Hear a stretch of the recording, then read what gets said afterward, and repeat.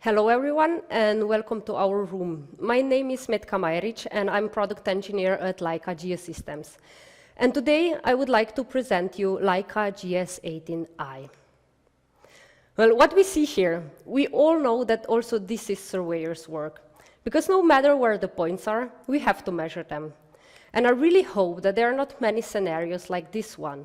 But when they are, Leica GS18 is there for you. Because we always try to make your work more safe and more efficient. We always try to focus on surveyors' problems and find solutions for them. And that is also what Bernhard Richter said, the vice president of geomatics. And he said that you are not solving a problem until you understand the pain points. And we do understand pain points. We understand that leveling a pole is a pain. It is a pain because it impacts accuracy and requires high concentration from a surveyor, and that no matter where the points are. And when I say that it impacts accuracy, what I mean by that is that when performing measurements with leveled pole, and the pole is not perfectly level, that will affect the accuracy of point measurements. And we all know that there is no such thing as perfect leveling. And because we want to reduce this risk, we developed the GNSS smart antenna with tilt compensation. With Leica GS18 I and Leica GS18 T, you can measure points with tilt compensated pole. With the sensor, you just need to walk to the point, put the pole tip down on a point, and you can measure it. There is no need to level the pole anymore. Tilt compensated measurements are especially suitable for measuring points like street furniture or corners of electric boxes, fans, or slightly obstructed points like this one. And we went even one step further. We made it possible to perform stakeout with tilt compensated pole. You just need to follow the arrow, and this will guide you to the right point.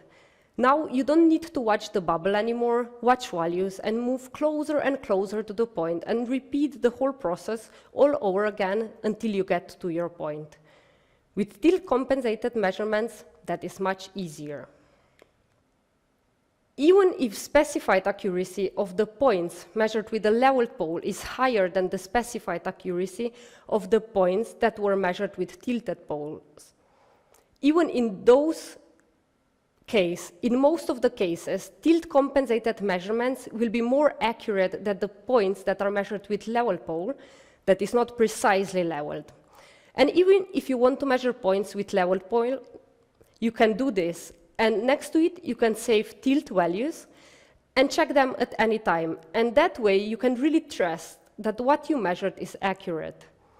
So you see, the GS18T is really the sensor that solves many problems that surveyors have. And it is a solution that every surveyor can benefit from because it makes work efficient. And yet, there are still some scenarios where some might crave for more. Have you ever thought about it? What if the point that you want to measure is obstructed? Will you use total station to measure just one point?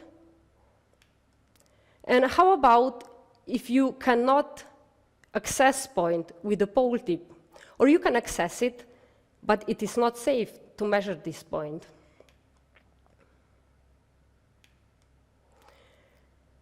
And what if you have lots of details to measure? For sure you can do it, but it might take you a lot of time. And if you often face the same situation, then the GS18 I really is the right tool for you. With the GNSS smart antenna with visual positioning, you can just capture every detail in images.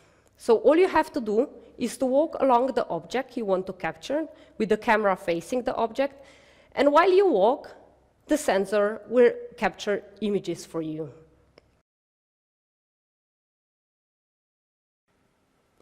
The GS18 I is fully supported within Captivate, running on CS35 and CS20.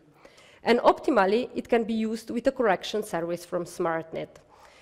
The data can be transferred from Captivate to Infinity, where we can later continue our measurements. And at this point, I would like to show you the basic principle of visual positioning technology. So let's say that we want to measure this point remotely, this corner point that is marked with a green point. What we have to do is to go to start position with the GS18 I, and we start capturing images. Now, while we walk, the images will be automatically captured with a frequency of 2 Hz. And once we are finished capturing, the images will automatically be processed, meaning the position and orientation of the images will automatically be defined in our local coordinate system. And therefore, we can use those images right in the field to perform measurements in them. What we have to do is to select one image and mark one point in that image. Now, the algorithm will automatically match the same point in other images. And because now we know position and orientation of each image, we know image coordinates of the point for each image, and that way we can calculate the 3D coordinates of our point in the local coordinate system. So that was the basic principle. But how it actually looks like in a real life, for that I prepared one example for you. So here you can see we have our surveyor on the left side. On the right side, there is a point that he would like to measure, the corner point of the building that is obstructed. Now, with any other GS sensor, that would not be possible because the point is obstructed. With the GS18 I, that is not a problem anymore. All he has to do is to connect his GS sensor with Captivate, and he needs to enter GS Imaging app. When entering this app, he can select the first option, Capture Image Group, and when we come to this screen, we will see live stream from the camera. Once we start capturing the images, we can walk alongside the object we want to measure, and once we are finished, we press stop. Now the images will automatically be processed, and we already get the feedback from Captivate. So you see, we captured images for 13 seconds, and there are 22 images in our image group. We also see that image group quality is 3 centimeters. Now, about this image group quality, that means that when we perform measurements, the quality of point measurements is expected to be 3 centimeters. So let's see how this works. In order to measure images, we have to select the second option, Measure in Images. After that, we select our image group, Bernek, and we will get to this screen where the middle image of the image group will be opened. Now we can tap on any point in the image to mark it, but to make everything easier, we developed Snapping tool. By activating Snapping tool, you can tap anywhere in the image, and Snapping tool will snap your point to the closest corner, just like this. If we are satisfied with our selection, we can press Measure. And now the coordinates of the point are already calculated in our 3D local coordinate system. And you see that the point quality is 3.3 centimeters, and there were 5 images used to calculation. When we store the point will be stored to the job, and we can also list through the images to see this point visualized in other captured images. And as I mentioned before, we can also transfer this data from Captivate to Infinity. And when we import the job to Infinity, that's what we will get. So we see our images on the top of our viewer, and we also see the point that we measured in images. And if we look at everything from different perspectives, you will actually see those images, and you will see how the images are positioned and oriented in our local coordinate system. Now we would most probably like to measure some points in images.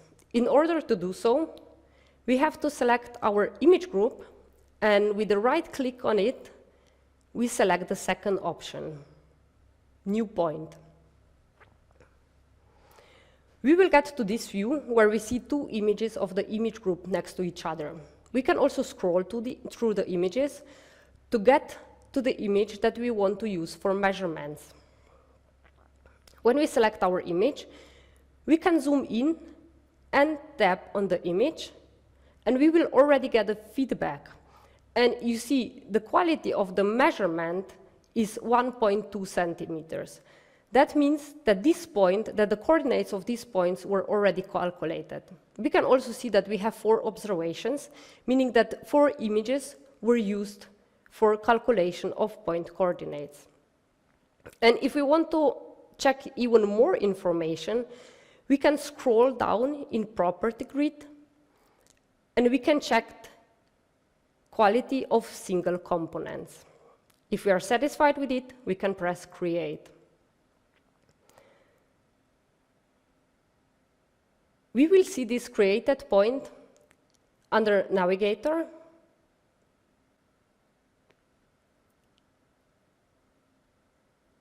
which is right here. And we will also see this point under Image Group Viewer on the bottom of the screen. We can even go one step further, and we can generate point clouds from images that we captured with the GS18 I. In order to do so, we will have to mark our image group, go to tab Imaging, and then we press on Dense Point Cloud option. If we want to see how the whole processing is going, we can go to Inspector, and there we will see how the generating of point cloud is being processed. Once the processing is finished, we can store our point cloud, and we can go to Viewer to see the result. And here we can see the point cloud together with the points that were measured and the images that were captured with the GS18 I. But because we are now not interested into points and in captured images, we will just make them invisible. And here, as a result, you can see our point cloud. And that is the point cloud that was generated from 22 images that were captured with the GS18 I. And you can see that the results are really good. So now that you see how we can use GS18 I, you can also see that we can really benefit from the sensor.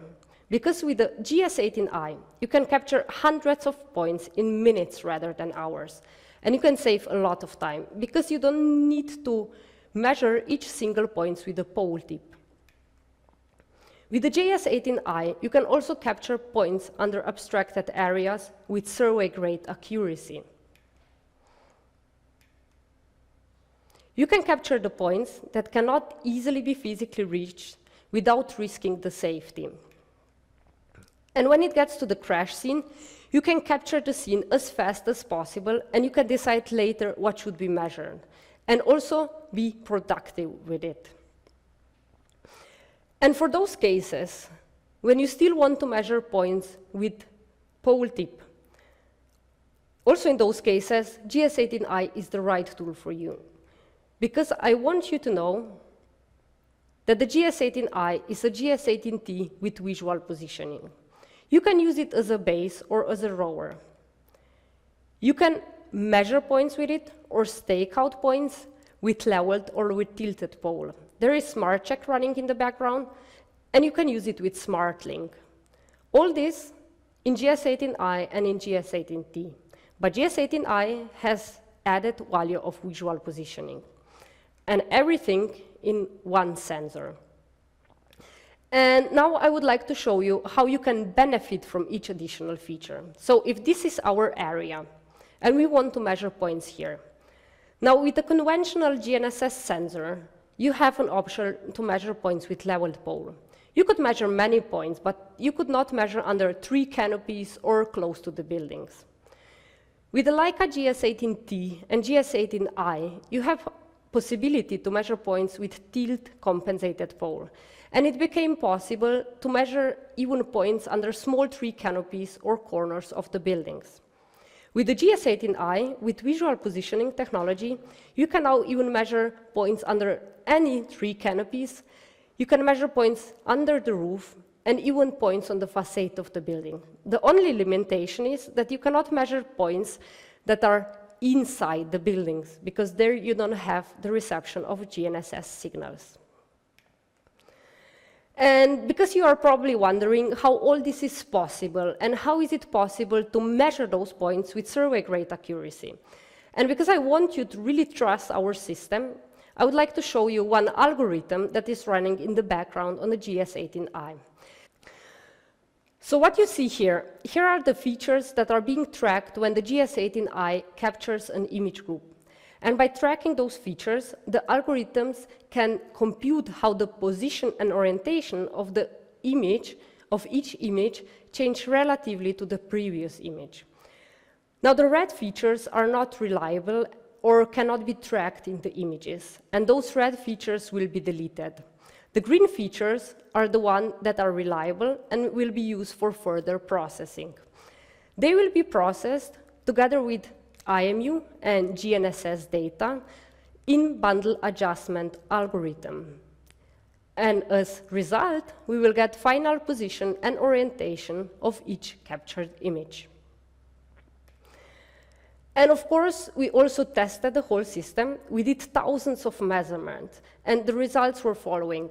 So for image measurements that are based on GNSS, IMU, and imaging sensor, in 50% of the cases, the error was between 2.3 and 4.8 centimeters. And that is also why we specified our sensor to be able to perform measurements with survey-grade accuracy. We specified that when capturing images with RTK, you can achieve accuracy of 3 to 5 centimeters in 3D, in 2D, 2 to 4 centimeters. It is also possible to capture images while using SmartLink, but then you have to expect a bit lower accuracy. And of course, we tested everything also for extreme weather conditions. And here is just one example of it. So in this case, we tapped the heating pads on GS18I, and we warmed the GS18I up to 65 degrees Celsius. Then we performed test measurements to see that you can actually achieve survey-grade accuracy, and yes, you can. So with GS18I, you can really measure in any weather conditions and be sure that what you measured is correct and accurate. But of course, there are also some limitations to it. Because we measure with imaging sensor, we have to be careful. The specified accuracy is specified for the measurements between 2 and 10 meters away from the object. When we measure in images that are closer than 2 meters, it might happen that the images will be blurred due to the fixed focus of the camera. When we measure in images that are captured from the distances more than 10 meters, it may happen that you will lose the details in images, that point magic will not find corresponding points, and therefore also the accuracy from specifications may not be achieved. And there is one more thing that you have to be careful. When capturing images, the camera should not face direct sunlight. You should also not capture images in dark environments, or capture images of structureless objects, like ice or windows. You should also not capture images of waving objects like vegetation or water, because in those cases, feature tracking algorithm will not be able to track features, and the capturing will be stopped. But you don't need to worry about it, because Captivate will inform you about this. So I really hope that now you got a good overview of how to measure with the GS18I, and when you can use visual positioning for remote measurements. But I also hope that you understand how much time and effort was invested into developing the GS18I, into testing the GS18I, and all this for you, because we want you to make your measurements reliable and also with survey-grade accuracy. Because in GNSS team, we constantly push the boundaries to develop new solutions that solve surveyors' problems. We really want to extend the possibilities that surveyors have when measuring with a GS sensor. And that also brings us to the end of our presentation. And now we are ready for your questions.